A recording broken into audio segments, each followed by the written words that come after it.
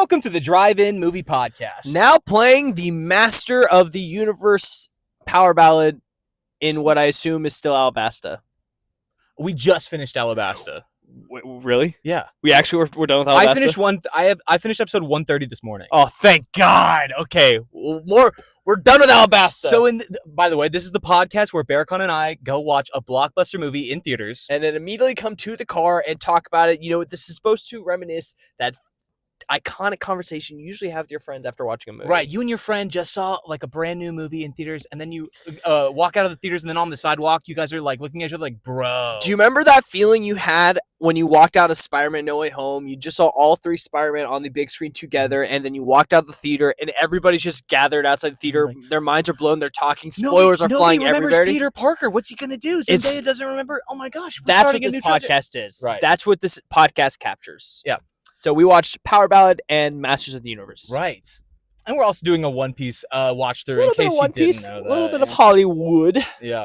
All that fun stuff. Berkan, how you been? Been good, man. I've been good. The next couple weeks might be a little bit different for us because Berkan's about to be a dad. Yeah, I'm actually nervous filming because what if we're filming and then Allison's like, I'm having... If this podcast episode randomly cuts out, no matter what, Michael, this episode will release. We're posting this? Yeah. But if it cuts out randomly... Yeah, it's because I had a baby. Yeah, literally due date's in 2 weeks. We're supposed to be seeing Disclosure Day and Toy Story 5 next week. Yeah, we have 3 days where we watch Disclosure Day, break, Toy Story 5. Yeah. The baby is not allowed to come out until after I've seen Toy Story 5. Yeah, but at any point during that, you could get a phone call that's like, you need to go to the hospital right now, it's happening. Yeah. We were we were watching Masters of the Universe. Yeah. We're watching Masters of the Universe, and to our right, we were sitting next to friend of the podcast, 3C, Chris, 3C Films. Yeah. Chris. And I turned to Chris, I look him straight in the eye, and I said, okay, I just want you to know, if my phone goes off at any point, it means I'm having a baby. Allison knows she's the only person in my phone that can make my ringer go off, and if it goes off, she knows to only text me if it's baby time. And Chris has a baby, so he was like, aye, aye. He's like, aye, aye. But I swear, not even a fraction of a second went by. We still have eye contact, and you just hear ding, and Chris just immediately starts sweating. He's like, oh my God. Wouldn't that be crazy if it happened right then? Yeah, I know. But it was possible. And I immediately was like, I haven't told her the movie has started yet. It's after I tell her the movie has started, right. That's when she can stop texting. Where it's like, you can only text me if you're having a baby. Yeah. Yeah. But we probably won't be reviewing Supergirl. Okay. Just by the nature of it. Unless you guys want a Michael episode. Michael can drop an episode. Yeah, drop a Michael episode just to, you are still expected to go watch Supergirl when it releases. Okay. You have to support the movie theater industry and the superhero industry. Yeah. And opening weekend box office matters. Yeah. But, I can't even... To be fair, Warner Bros. Asked me, they're like, do you want, a Fandango gift card to watch Supergirl? I know you're you can't go to any events because I know a lot of people watched Supergirl yesterday and the premiere, and Warner Bros. Knows it's baby time. They're like, do you want us to send you a gift card so you can watch it at least? And I was like, no, because I don't know when I'm gonna be able to watch it. Wow, you turned down free money though? A free Fandango gift. Yeah. They were gonna send you a gift card. Yeah, but also out of principle, every time I get sent a Fandango gift card, I give it away for free. Oh, out of principle. Out of principle. Yeah. I see a lot of movies for free, and I'm like, I could spread the love. Okay, that makes sense. Yeah. I actually am really looking forward to Supergirl. So I don't know if I'm going to make an episode about it, but I will definitely see it because just based on what we saw at CinemaCon, it looks amazing. I think it looks really good, and I've heard that it's exactly like the comic book for the most. It's at least 75% like the comic book. Yeah, and that's a great thing. When they make film adaptations that people say are actually true to the source material. Legendary. Of course, it immediately can't be 100% because Lobos, Jason Momoa, is in it, and he's not in the comic. He's not? No. Why'd they choose Lobo as the villain then? He's not the villain. Wait, what? Lobo's not the villain? No. Have you not seen it? You just said Supergirl looks really good. Have you not seen a trailer for Supergirl? I saw the 7-minute footage. I saw the first trailer that they released, and then I saw the 7-minute footage that they showed us at CinemaCon. Neither of which contained Jason Momoa.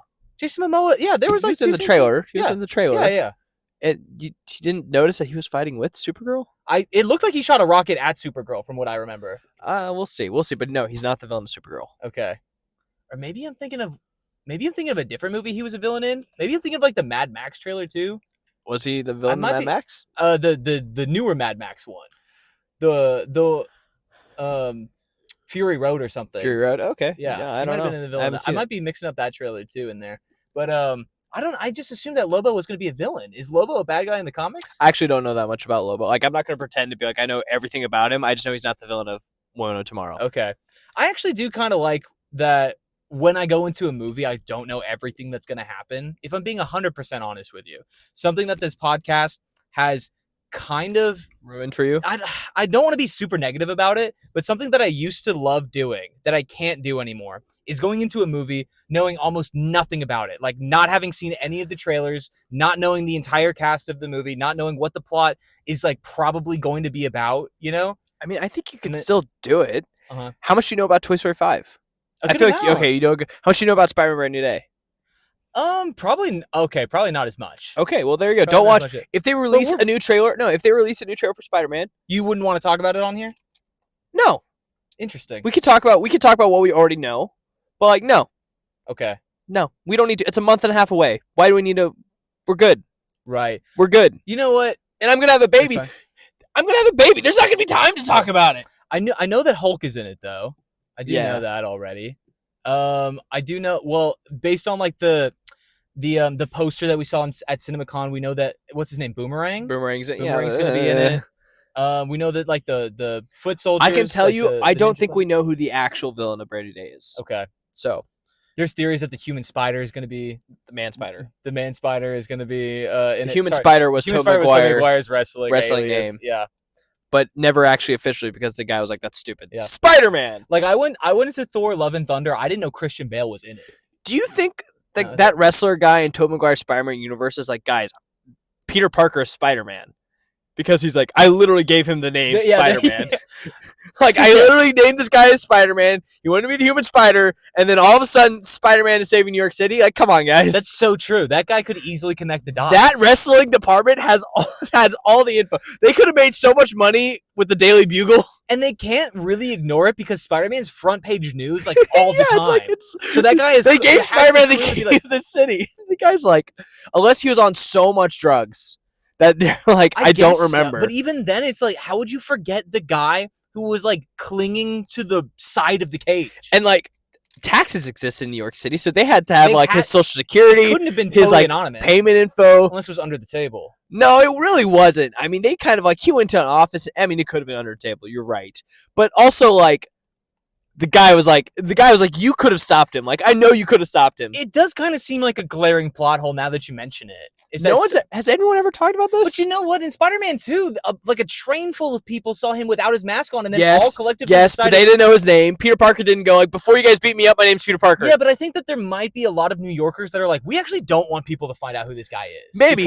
because we recognize that he is helping out. But do we think the wrestling community who already scammed and committed fraud would actually care? You're telling me if Jonah Jameson was like, I'll give you $1 million to tell me who the identity of Spider-Man is, they wouldn't take it? what I'm saying is They that scammed a teenage boy. those are not surface level characters, it turns out. Those are New Yorkers first, good citizens second, and then But, wrestlers like even the third. citizens in New York who like saw Peter Parker's face, it's not like they could tell anyone who his identity was anyway, because they didn't know Peter Parker was Spider-Man. They didn't know his name was Peter Parker.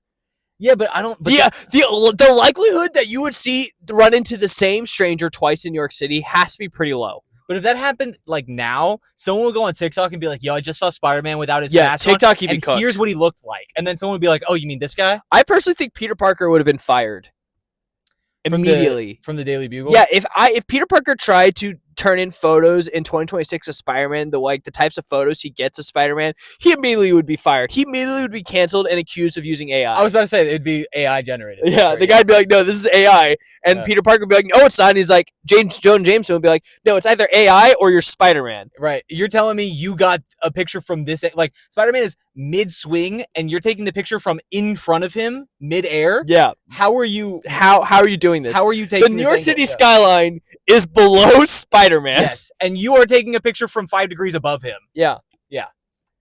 So, yeah, clearly one of two things has to be happening there. Yes. But none of this is in Spider-Man Birthday Day, though. So Okay. you're good. Good. You're good. A movie you spoilers. did not know anything about. Really, Power Power Ballad? Ballad. Yeah, Right. yeah. I did know that Nick Jonas was going to be in it. And Paul Rudd. Well, yeah, I knew Nick Jonas and Paul Rudd were going to be in it. Nick Jonas, though, to me, was like is the more surprising casting choice. Because Why he acts? He's been acting for a long time. He's been on Broadway. He's done multiple films. He's been on Broadway many times. what other films has he done?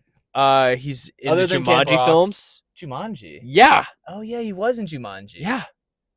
Oh yeah. But Paul Rudd just strikes me more as like an actor and a movie star. Like Well, of course. every yeah. time I see Nick Jonas, I'm just thinking you're a rock star. He was in the movie with Tom Holland and Daisy Ridley, where their like thoughts I think could be like heard, and they had this like weird. The movie did not do well. Okay. It was based off book, but Yeah. he was in that movie. I feel like a lot of times when musicians try to do movies, a lot of times it doesn't go well. I mean, He The starred Weeknd in tried to do Jonas one. L.A.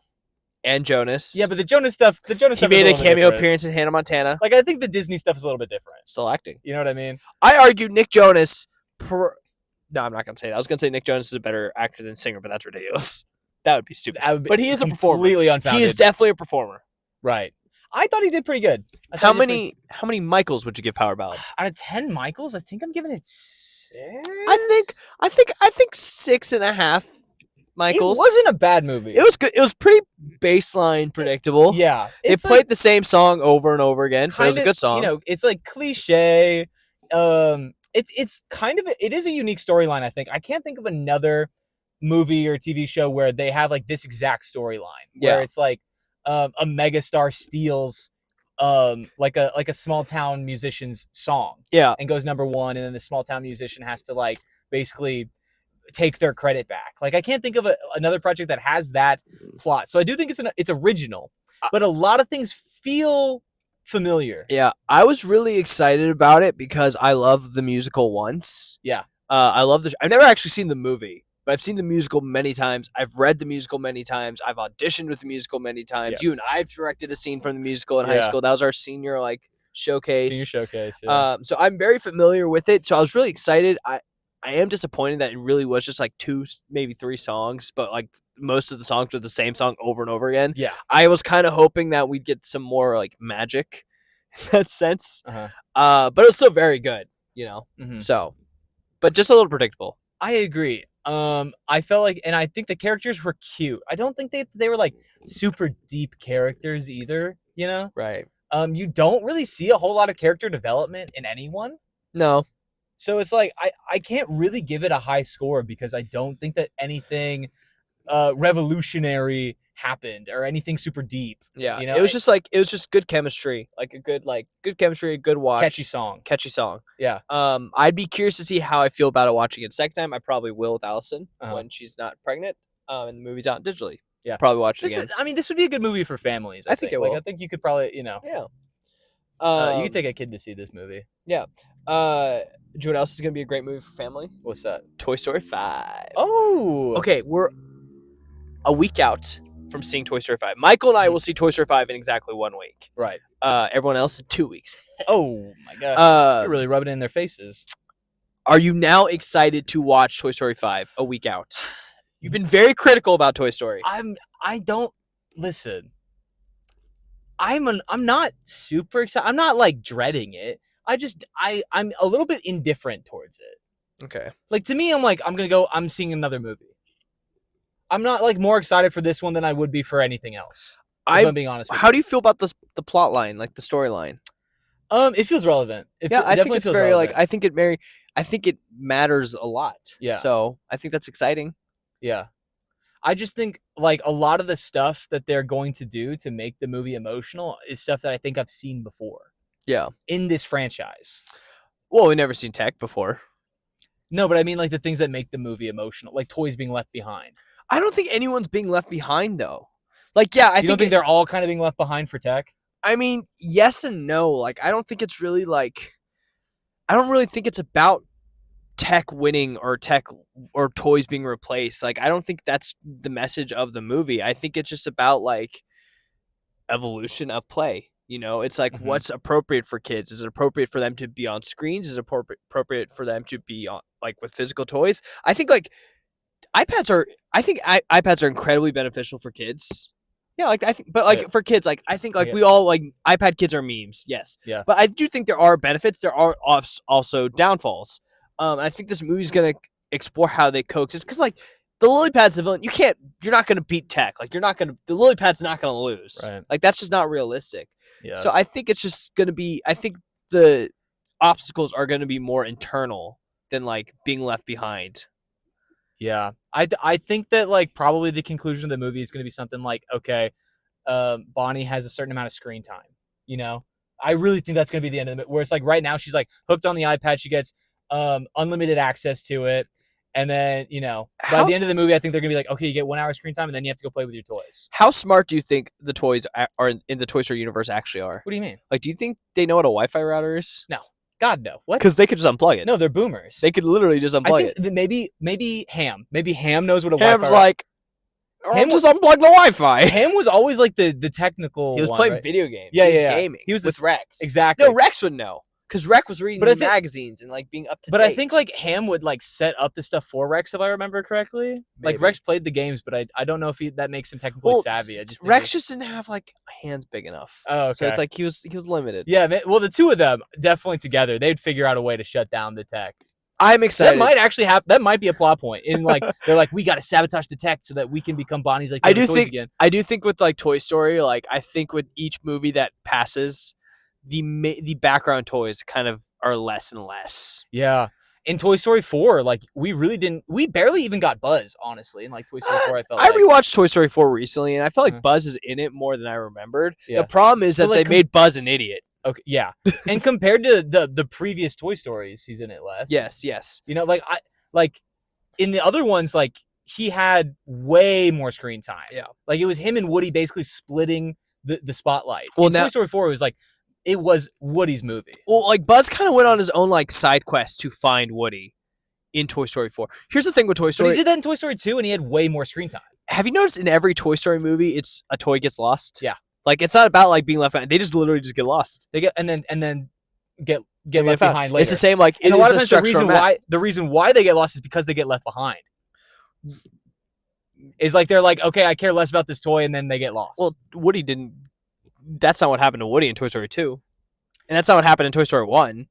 In Toy Story 3, Andy went to college, yes, and they were being donated to play with kids. Mm-hmm. So they weren't being left behind. They were just giving. They never really were ever left behind. But in Toy Story 1, it only happened to Emily. In Toy Story 1, it was kind of a thing because he was starting to spend more time with Buzz. And I know that they like kind of like got lost.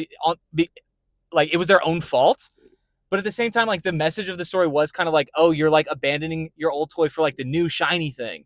And then it's like, and then stuff goes missing. You have to find your toys again and like reconnect with your toys. And, I guess. I think actually I take it back. In Toy Story 2, it's like, ironically, hey, what happened to Woody? And the mom's like, oh, I sold him. I didn't think you needed him anymore. I take it back. I actually think Toy Story 5 probably will touch on abandonment because it is Jesse returning to Emily's like that area. That's the theory, right?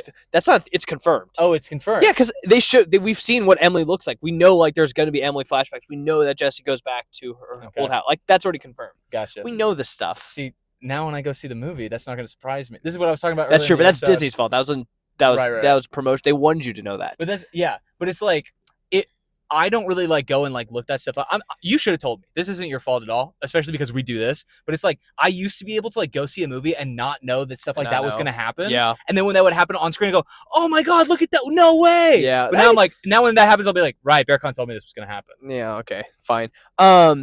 Quick speed rank of the Toy Story movies. Go. Oh, gosh. There's 4 of them. Oh my gosh. How hard can this be? I think I like Toy Story 2 the most. Okay, start from the bottom and then go up to Toy Story 2. Wait. Speed rank. Why would you give away the best one? You're telling me to do it fast and then you're telling me go. By the way, you're doing it wrong. You're still doing it wrong. I don't have the order. Toy Story 1, 2, 3, 4. That's the order. No. Now tell me which one you like best. Toy Story 4 is the worst. Oh my god. And then I think Toy Story 1 maybe. Interesting. And then Toy Story 3 and then Toy Story 2 is the best? Almost. I think you're right. I think the underrated take is that Toy Story is the worst out of the 4. This was based on pure instinct, by the way. If I thought about it more, that's how you know it's genuine. That's how it's genuine. It might not be genuine though, so because I haven't seen them. Here's the thing. Here's my turn. Toy Story, I think, is the worst out of the 4. When you rewatch it, I think you can see like the glaring like script problems. However, it's the most revolutionary and the most nostalgic. Therefore, it feels sinful to say it's the worst. But it is. They're all great movies. Then I would actually put Toy Story 3 second to last. I used to not feel that way, but I think the second act is really long and boring. great first act, tremendous final act, not a great middle act. Okay. Lotso villain, great. Toy Story 4, I think, is actually a very completed movie. Visually, it's the best visual one. I think the lessons are really good in it. It's the most recent one. So yeah, but there's a lot of really clever like animation tricks that make it look like it's filmed with a real camera. Okay. I think the plot I think it's funny, and I think the plot really just holds up, and the story and the lessons really hold up really well, and I like Woody's journey. You're talking about Toy Story 4. Toy Story 4. The most recent one. Yes. You're saying it's the most relevant story. Yes, but also but I said more than that. I think like the story itself, like the script is like it flows really well and it all works together. It's not necessarily a relevant story like things are happening now. I just mean like it's a very like connected emotional story. Okay. The best one is Toy Story 2. That is true. That is factual. All right, I got that right. Do you want to play a quick game? It's funny. I've never thought about Toy Story as one of the franchises where the sequel is better than the original. I think it is. I mean, I've never thought about that before. I think it's actually more rare to find somebody who say they exist. But I think it's more rare for someone to say. If anyone's saying Toy Story is the best one, that's pure out of like nostalgia. You feel like you have to say that. Okay. Like anytime someone puts Toy Story in their top 10, I'm like, you feel like you have to say that of Pixar movies. Mm-hmm. What? Do you want to play a quick game? Sure. How many Pixar movies do you think you can name? Oh, I could probably name 7. I can name 10. I can name 11. I can name 15. I think you can name every single one, to be honest with you. Yeah. Okay, go name them. Okay, you have. I'm going to do this in theory timeline order. Right. All right, you have The Good Dinosaur, Brave, Luca, The Incredibles 2, Lightyear, Toy Story 2, Turning Red, Finding Nemo, Finding Dory, Ratatouille, Toy Story 3, Toy Story 4, Up, Inside Out, Coco, Inside Out 2, Toy Story 5, Soul, Elio, Hoppers, win or lose the Pixar series. Then you time jump, to the Cars era, so Cars 2, Cars 3. Then you time jump again to WALL-E, followed by another time jump of Bugs Life. You're choking. Bugs Life, followed by another time jump of You're choking. Onward.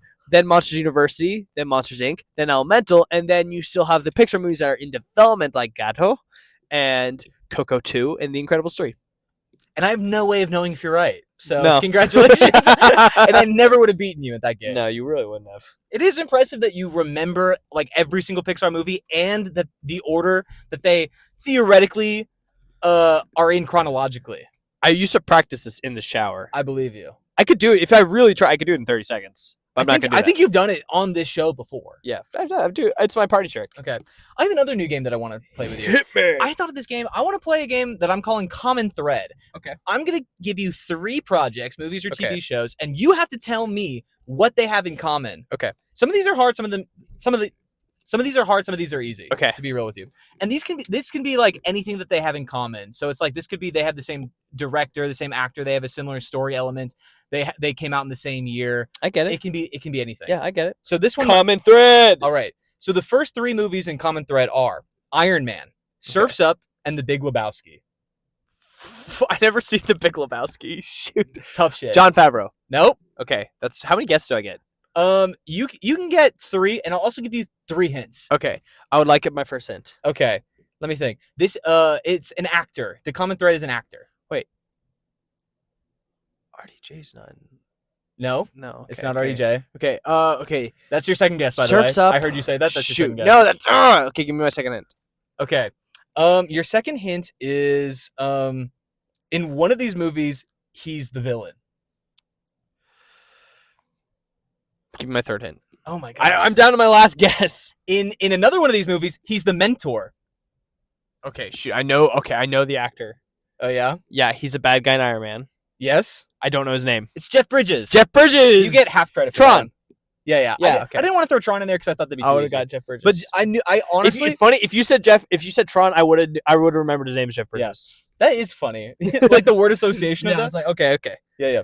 Well, I've seen Jeff Bridges at an event and it was for Tron. That makes sense. To be honest with you, I was like 50-50. I was like, I think Berkan hasn't seen The Big Lebowski, which is why I threw that in there instead of Tron. Because I was like, if I throw Tron in there, it's gonna be immediate. That was kind of like a trick question too, because like Was it? he's a villain in 1, but he's a mentor in 2. Well, in The Big Lebowski, he's just the main character. He's not a but he's a mentor. I know, but he's the mentor in Tron. And But I no, didn't he's throw a mentor in Iron Man and Surf's Up. Oh, I guess he is kind of the mentor in Iron Man. Yeah. Okay. Well, that should have helped you get it even more. Well, I got there. That should have I pointed. knew. I knew. You knew who it was. Yeah. Yeah. I didn't know his name. All right. This one is. I don't think you're gonna get this one. Okay. I got one for you too, by the way. All right. The next 3 movies for common thread are Coraline, Crap. Being John Malkovich, and Alice in Wonderland. Hint. All right. This involves like some of the main imagery of these movies. Is it drugs? No. Okay. Okay. Well, it's not stop motion. Also, No. I Am John Malkovich. Being John Malkovich. Another thing I hadn't seen. You need to watch these movies, man. Yeah, but okay. Give me the second hint. Okay. The second hint is that it's not an actor. It's not a person. It's like a theme. It's a common theme that happens in all of these movies. Okay, but it wasn't drugs. No, it's not drugs. But it's not tripping. No. It's hallucinations. No. It's a different parallel universe. You're close. You're close with That's my 3. Oh, I guess that is your 3 guesses. You didn't even ask for your third hint. No, what was the third hint? I probably would have told you something like it takes place in 2 worlds. Like these movies take place in 2 worlds. There's a portal. Yes. Oh, it's crawling through a weird portal. dang it. Okay. I mean, technically, Alice falls. Yeah, but she has to crawl through the door to fall through. Okay. But the portals in Being John Malkovich and Coraline are like weirdly similar. Like they're like exactly. It's like a door in a wall, and then you like crawl through it, and it's like this weird like circular cobwebbed like worm portal, and then you pop out basically in another world. In Being John Malkovich, you pop out inside John Malkovich's brain. Like you are John Malkovich. Can I hit you with a common thread challenge? Sure. Okay. Invincible, The Boys, Teenage Mutant Ninja Turtles, Mutant Mayhem. Invincible, The Boys, Teenage Mutant Ninja Turtles, Mutant Mayhem. I mean, they all fight crime, or they're all like some sort of hero. Wrong. Okay, give me a hint. It's about how they're made. Okay. Invincible. Is there like a weird serum involved in all of them? No. Okay, give me another hint. Second hint? Yeah. It is how they're made in Hollywood. How they're made in what? Yeah. Wait. Was Mutant Mayhem the one that just recently came out? The Seth Yes. Rogen one? Okay. Oh! Are they also... Seth Rogen's involved in all of them. Yeah, that's it. There it is. I was literally asking a genuine question that went, is it like ... I was like, yeah. That's a good one, actually. That is Thank you. because in one he's like the director. No, he produces all of them. He produced all. But of he's them. also in some. I think he's in all of them too. Is he in The Boys? Like, is he actually in The Boys? He plays Seth Rogen in The Boys. Okay. Wow. Okay. So he's in and produced all of them. So it's Seth Rogen. So the answer was just Seth Rogen. When you get to a certain level of success, I feel like in Hollywood, if they ask you to like be in something, you also ask for a producer credit or something. But like he's like legitimately like been producing these. Like Seth Rogen's on a run. I think he also directed Teenage Mutant Ninja Turtles and The Boys. I don't right? think he didn't direct The Boys. Oh, okay. He didn't direct Teenage Mutant Ninja Mayhem. I don't think. Really? No. Okay. He's just producing all of these. I But might like just be giving him a lot of credit. Seth Rogen though, to give him a lot of credit, I Yeah. think is near the top of the game in Hollywood that nobody wants to admit. Oh, Like his projects are He's great. involved He's in so producing many great projects, projects. Like he's doing so well. yeah. So well. So props to Seth Rogen, man. Yeah, seriously.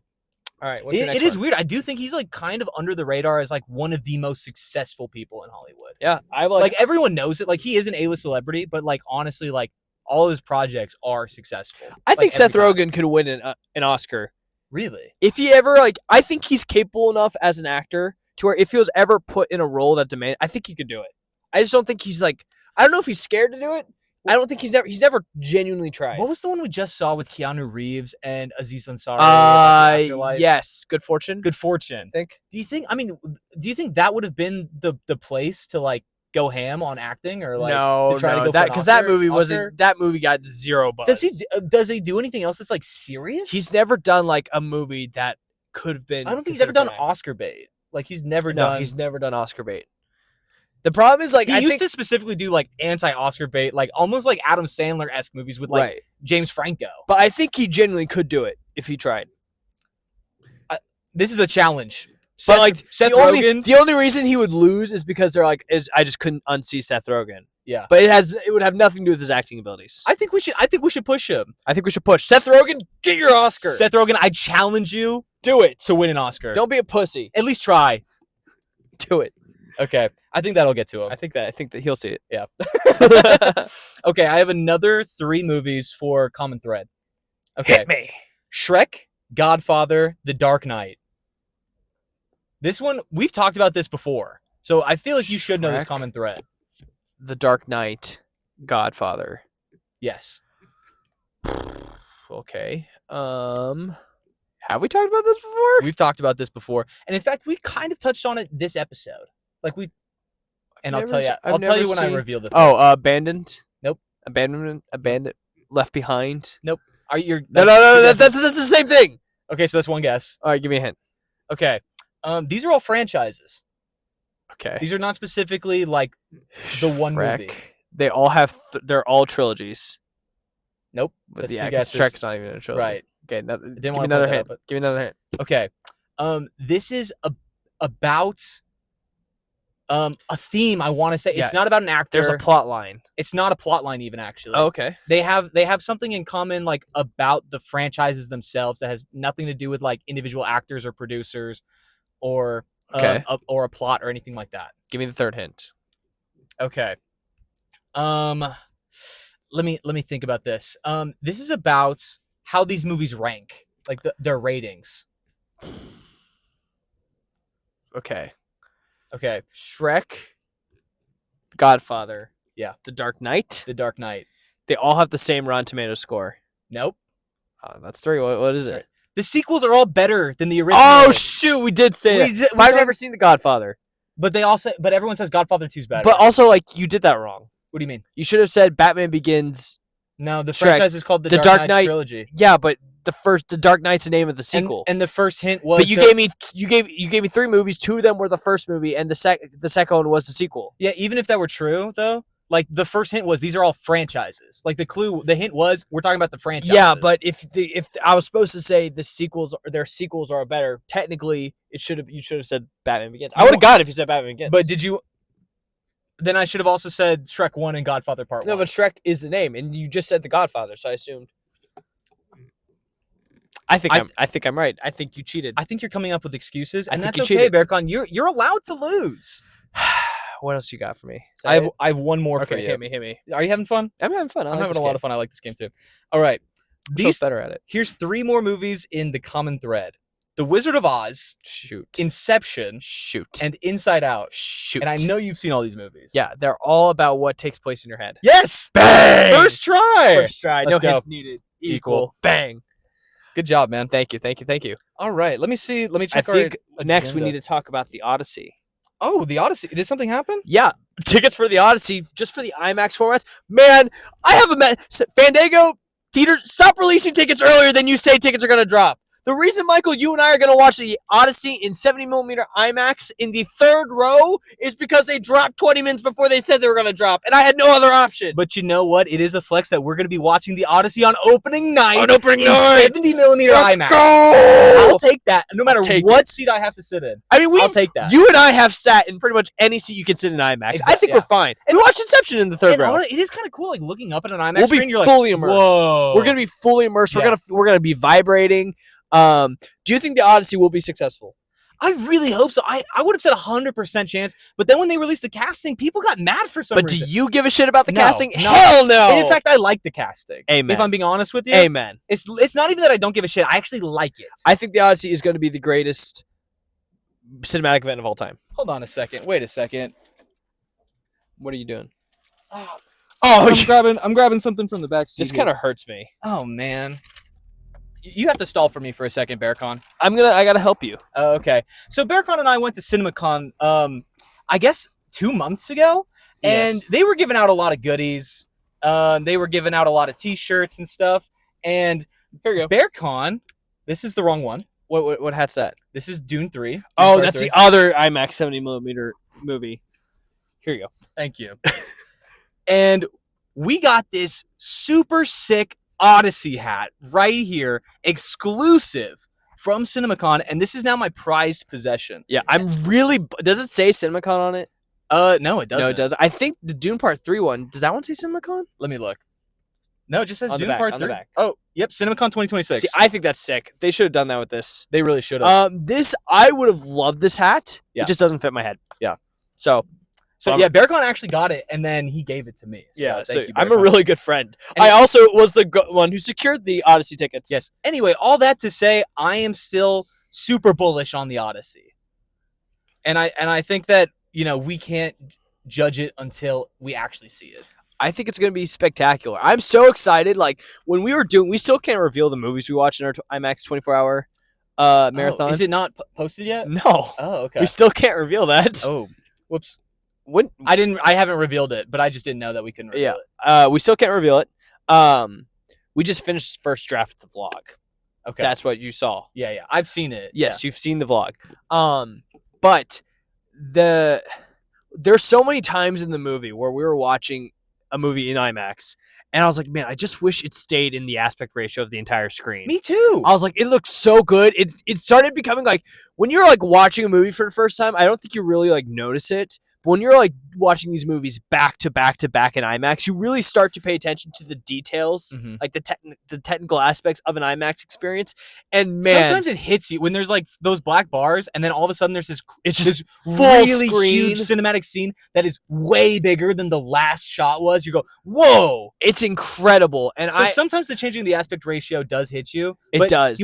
When it does hit you, you always go, why didn't you just show me that the whole time? Yeah, but exactly. You're like, man, I kind of wish this entire screen was like this the whole time. Yeah. So the Odyssey's gonna be like that. The I'm Odyssey's so excited. the first movie to 100%. ever be doing that. 100%. Yeah. But I think that at CinemaCon, I do think that they said Spider-Man Beyond the Spider-Verse is going to be filmed in the same aspect ratio. No, it's a different aspect ratio. Okay, they talked about the new aspect ratio like it was going to be a huge revolutionary film change. Yeah, like well, that might be the direction that film is going in. Yeah, we'll see. Watch this space. Do you think One Piece fans will enjoy the Odyssey? Oh my god! Because do you think the Odyssey and One Piece are actually very similar? The One Piece is actually an Odyssey. It's like they are going on an Odyssey. It's the Odyssey. Yeah, they're on the sea. Odyssey. Yeah. There's mythical creatures. There's a very specific. The one thing I'll say, is everything about the plot has changed, but they are going on a long. It's been like journey. 20 years. They're going on a long ass journey over the sea. Yeah, so it's been like 20 years. Yeah, they're not exactly trying to make it home like they were in the Odyssey. No, it's a different objective. The One Piece objective is far more difficult than the Odyssey. But I objective. do think if you like the whole like theme of like adventure at sea, if that aspect of One Piece appeals to the fans, then yeah, I think they're gonna love the Odyssey. I don't think it's ever been stated that One Piece was ever inspired by the Odyssey, but I think you can find inspiration from the Odyssey in any modern like story. Interesting. Like I think a lot of these like adventures, like these classic adventure movies, like have some type of aspect that was originated from the Odyssey. This is like the original story. It's the original one of the adventure. original stories. Yeah, exactly. It's like this and like the Epic of Gilgamesh or something. You know what I mean? Now, all right. But speaking of One Piece, we're finally done with Alabasta. Thank God. I finished episode 130 this morning. How many Michaels are you giving the Alabasta arc of One Piece? The Alabasta arc, if we take out those like 6 episodes where they're walking in the desert, which I think are filler, I'm giving it a 9. I think it's a 9. It's a 9 out of 10. Which is because like the first 100 episodes or whatever, I gave the show like a 6.5. The Alabasta arc in One Piece is pure jazz. It's jazz, Michael. It's jazz. It's jazz. And that's what I've been really waiting for. Is because all of the fans always say like there's gonna be a moment where things click for you. And you're really gonna fall in love with the characters, the story, you're gonna understand their chemistry. And I'll tell you what, this was it for me. When Luffy started fighting with the blood on his fists to land blows. Yeah. Oh, bro, the fight with Crocodile? Which one? Luffy pinned Crocodile to the ceiling with his punches. With the Gum Storm, he was going brrr, and he pinned Crocodile to the ceiling. Who does that? And then he punched him so hard, the ground bubbled up above them and broke through and sent Crocodile flying. And then King Cobra was like, there was like a mile of bedrock above you. It's like, how'd you do that? Like, it was insane. Crazy. And keeping in mind that, like, theoretically, Luffy shouldn't even be able to punch Crocodile in the first place. No, but the blood on his fist. Yeah. We were talking about like the Sandman theory of how do you beat. I was like, we're dead it's on. got to be water. It's got to be something water. But I never would have predicted blood on fist. No, that was actually insane. They did do water first, right? And he lost. Yeah. But the blood on the fist goes so much harder. Well, the first fight he didn't have anything and he lost. Fighting, but then he did the water. He had the barrel, but then they kind of got separated, right? The concept of Luffy. Oh wait, he did. No wait, he did lose. He shot lost. the bubbles. No, he lost. Yeah, he lost. Yeah. He lost. He happened to survive. It was like a coincidence that he survived. Yeah. The concept of Luffy fighting and beating Crocodile with the blood on his fist, might be a top 5 fiction thing in my opinion. The concept of it, like the whole idea, I was so high on it. I was like, this is crazy, dude. Coming out of this arc, I am most excited to see what happens with Nico Robin. I've heard post Alabasta is booty cheeks though. Oh, okay. But then it's gonna right back to shame. But it's gonna go right back to peak. But in this arc, like they dropped like so much lore about Nico Robin, who kind of seemed like a side character for a long time. Another Straw Hat. When are we gonna stop adding Straw Hats? She just got added to the group, but this one does feel different. Yeah. Because this one, like all the other Straw Hats, like everyone begged them to join. You know, like Luffy begged Zoro to join him, and then Luffy begged Nami to join him, and then begged Sanji to join him, and then begged Chopper to join him, and then some people joined temporarily who they asked to join but then declined. Like Vivi just happened, and there was that girl in the filler arc with the dragon who I guess doesn't count. But this is the first time where someone has been like, "I am joining your crew," and the rest of the crew is like, "I don't know about you. Like you don't really fit in with the rest of us." Yeah. So it's like, this is I honestly am not sure how much I like her as a Straw Hat, but I am very curious about her backstory and her motivations. I feel for Sanji so much, man. Oh, poor Sanji. Just surrounded by beautiful women Just all the time. all those beautiful women all the time. Yeah. This poor man can't operate this way. But he's got no self-control. That guy bugs me when he's just like slobbering, when he's chomping at the bit. I'm like, dude, get it together, man. Yeah. Poor Sanji.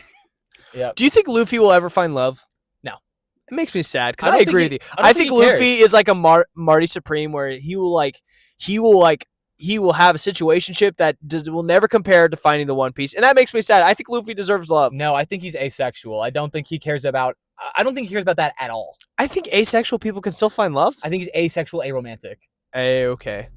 But like Luffy has showed zero interest in that. I know. I'm not saying he's going to find. Totally I'm not predicting he's gonna find love. You just want a love I'm just a story. lover boy. I'm a lover boy. I don't think that this is what that show is about. I know, but I want it. I don't care if it's not what it's about. I want the romance, man. I don't think it's on a pirate ship on the sea. I think every rom-com, romance novel, telenovela, whatever, it's based off this idea. I think the best you're gonna get is Sanji just like fawning over beautiful women and the beautiful women wanting nothing to do with Sanji. I think that's the best you're gonna get. I hope Sanji finds love. I don't think he is. Luffy finds love. I hope Nami finds love. I don't think she is. I hope Zoro finds love. I don't think he is. I hope Chopper finds like a nice deer. I don't think he is. I don't think that's what the show is about. I know, but is it wrong to want something? Is it wrong to want a happy ending for characters? I think their happy ending looks totally different. I think that the best happy ending for them is about them accomplishing their goals, not necessarily finding somebody. Yeah, I know. I don't want you to get led on. I think you're leading yourself on right now. Probably am. Anyway, it was a very good arc. I'm glad that we're finally done with Alabasta. Because I think the internet agrees it's taken us too long. However, I would like to say something. I would like to say something about our One Piece journey. Our One Piece journey started with Michael saying for every follower he'll watch an episode of One Piece.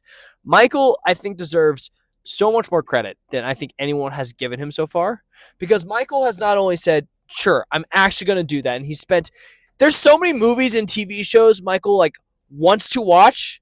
But he's like, I'm picking One Piece over it. I need to watch it. People, and my friends will tell me. I'm not done gassing you up.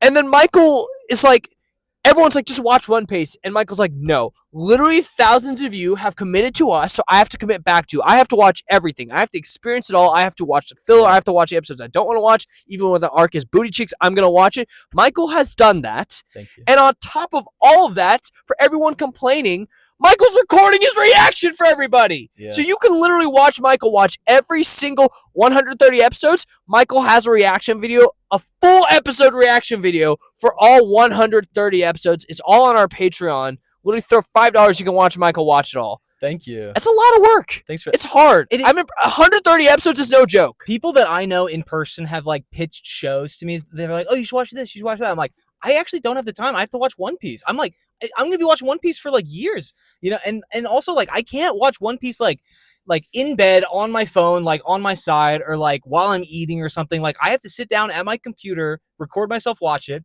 Friends that I have like in person who are caught up with One Piece are like, you need to watch One Piece. And even then, you need to watch it on like 1.5 speed, and then you can like catch up really quick. And I'm like, dude, I have to watch the whole episodes. I have to watch them at normal speed so that I can record a reaction to them. And they're also like skip the filler. And I'm like, I told them that I'd be watching one episode for everyone who followed. If I skip, like, I need to watch all of it at this point. And you know what? Like, I have to watch everything One Piece related ever. I think when it's all said and done, Michael, I think like my theory is that you are going to be one of the greatest One Piece minds on the internet, because like think about it, everybody already comments about how much like how well you are understanding One Piece and what you're supposed to understand at this point in time. It's because you're so locked, because you have to be so locked in into every little word they say. I think having stream of consciousness, the fact that I'm talking into the camera while I'm watching it and doing stream of consciousness, like really helps me connect thoughts together, because I don't really forget a lot of the stuff. I don't even really forget like a lot of the lines that happen, because someone will say something and I'll be like, that was an interesting line, and then like later on I'll be like, hey, remember when I said that was an interesting line? That kind of connects to what's happening right now.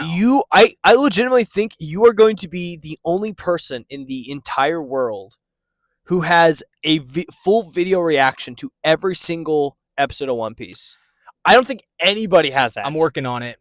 Working on it. You're 130 for 130. Congrats, Michael. Thank you. We're more than 10% of the way caught up with the show. Can you believe that? That makes me cry. Double digits. Double digits. Yeah. All right. I did want to say, what do you think about the whole poneglyph thing? Like Nico Robin's looking for these poneglyphs, which are supposedly are written in like some like indecipherable language that holds huge secrets that are kept like hidden from the vast majority of people, except for like royal families and stuff, and they're scattered throughout the world. I think it's the One Piece. It might be related. No, I don't know. Here's the thing. Here's what I'm learning about the One Piece, right? We first started watching One Piece. We go through eras, right? The first phase of us watching One Piece, we're like, oh, the One Piece is the Straw Hat. The second phase is, okay, the One Piece has something to do with the Lords of the Sea. Now, then we're in the phase of, okay, it's all about the Devil Fruit. Now we're going to be in this phase where it's all about these like secret hologlyphs, what are they called? Poneglyphs or whatever. And it's like, I think this show's job is to every like 20 episodes, refrazzle our brain chemistry to make us think something else is important. None of this is probably important at all. It keeps you on your toes. None of anything we've theorized about One Piece is probably even remotely important. I don't know, dude, because maybe like the poneglyph that Robin is searching for has some sort of direction that leads to it could be like National Treasure, where it's like, this is a clue. I mean, maybe it's not a direct map to the One Piece, but maybe it is kind of. I mean, maybe when it's all said, it's really hard when you have a story that's been out there for like One Piece has to be really difficult to write, because it's over 20 years, and if you start dropping too many hints, people will figure it out. Yeah, right. So it's like, well, he dropped the literal hint in the bottom of the ocean, and people are close to figuring out where it is. Yeah. As soon as the tech is available, it's over. Yeah. But that's my thing. So like probably like what could happen as the end of the road, like the One Piece is probably going to be guarded by a lord, and that you have to eat dragon fruit, and you have to survive eating the devil fruit to get through it, and then you have to be able to read these poneglyphs, and then whatever's next. And this takes place in the All Blue. Yeah, it's and like you have to fight the best swordsman in the world. They're probably all going to connect, and you have to travel the entire world in order to find this. And place, it's going to be a massive saga. It's going to be a massive saga, and it's just going to be like everything we've learned up in this journey is going to come into play, or it's not. So it's like maybe those are the two options. Maybe they're like not. Maybe they're just like throwing like bullshit on the wall, and then in the final like 30 episodes of One Piece, then they're actually going to start giving us information so that we can't figure it out. Mm-hmm. So who knows? What do you think about Bon Clay, Mr. Two? Now we know his actual name, Bon Clay. What do you think of him as a character now? I don't like any of the numbers. I still don't like any of them. Bon Clay. Okay. now that Crocodile is defeated, I actually really like Bon Clay. Because before he was like a villain, right? Well, actually, when we first met him, he seemed like a good guy. Like he got along with all the Straw Hats and stuff. And then it was only when he left that they realized they were like, wait, we're on opposite teams. Yeah. It's really like a team divide. He did one bad thing, really. Like he pretended to be the king and like started the whole Civil War thing. But even then, like afterwards, when Crocodile was defeated, he's like, hey, I actually really like you, Straw Hats, and we don't have a reason to fight anymore. I saved your ship for you.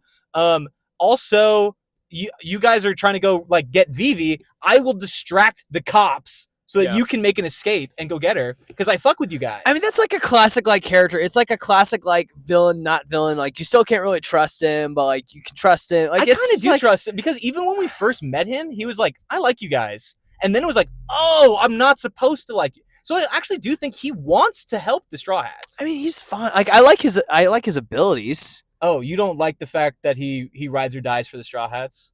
I mean, I don't trust it yet.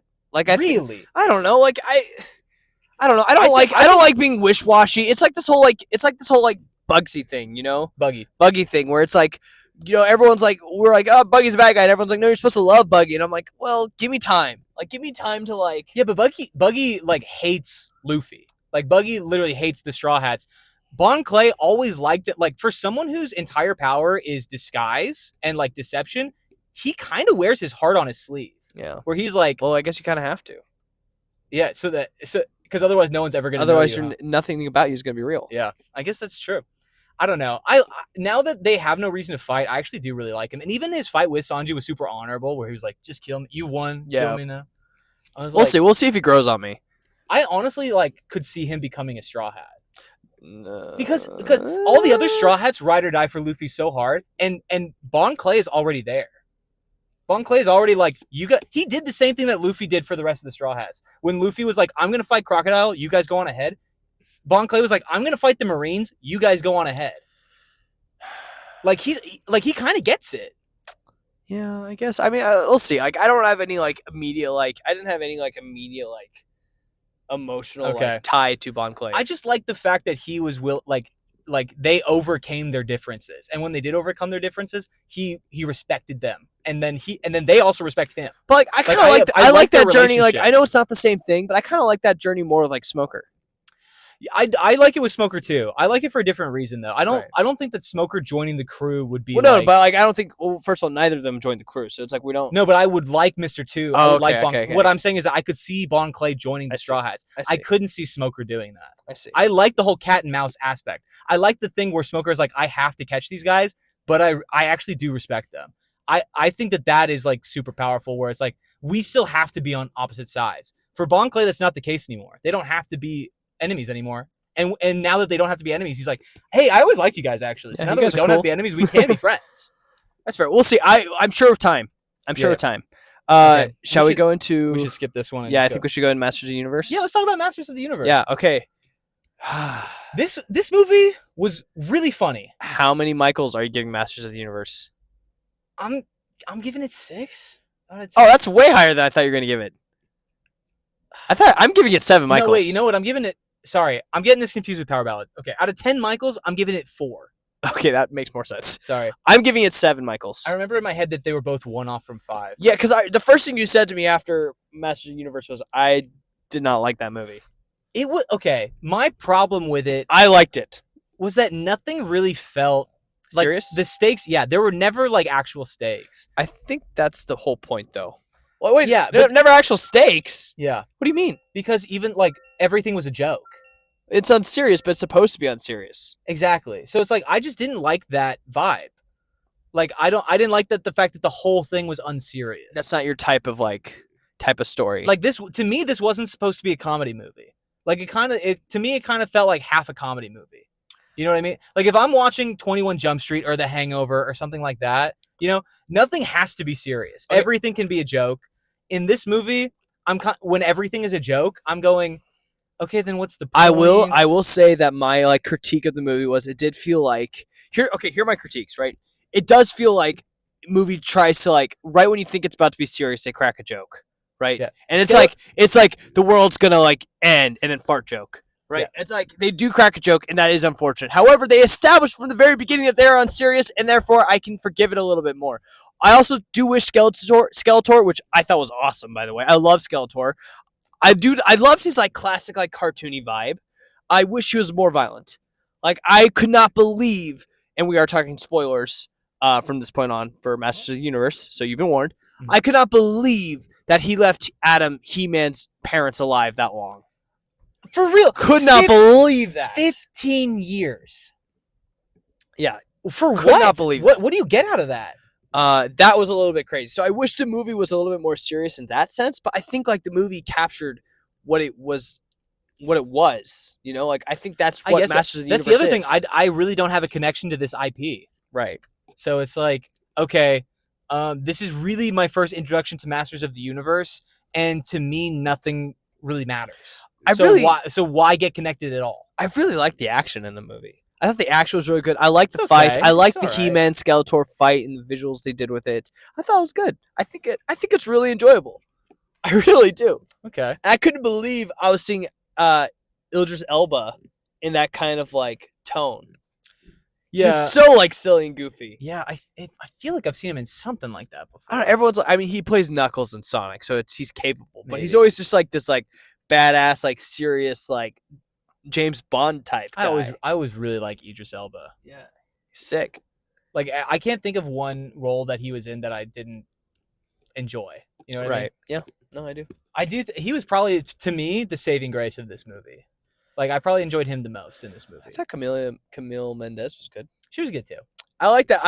I also like that this wasn't like I don't know what the original He-Man story is because we don't know the IP that well. Yeah. I like that it wasn't like he went to Earth, didn't know anything about where he came from, and then all of a sudden they showed up and he's like, "You're this god." And he's like, "What?" Like I had no idea. Yeah. I liked that he was like, "No, I remember all this." And like you guys gotta listen, like this is a thing. And he stuck his gun. I like that. You know what? That's actually a great point because we have seen the reverse of that so often. So many times. Wait, you're telling me I have a secret, really cool identity? Like Harry Potter. Yeah. Like it's like, well, I'm a wizard. And in fact, I'm the best wizard ever.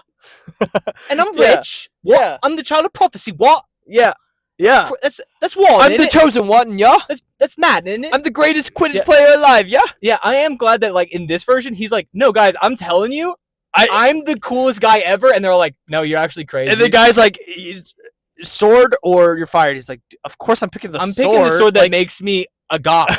Like, what are you talking about?